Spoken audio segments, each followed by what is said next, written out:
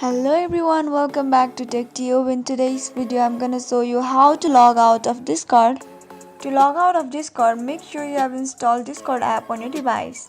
To get started, launch Discord app. Make sure you are logged into Discord. Once you open the app, you can see this type of interface on your screen.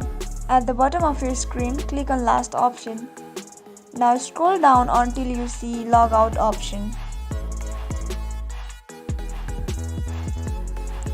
Once you have found it, click on it and confirm it.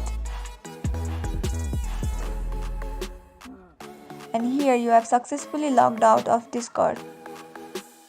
If you found the video to be helpful, go ahead and subscribe to our channel and also press the notification bell so that you'll never miss another upcoming upload from us. I'll see you again in next video. Goodbye till then.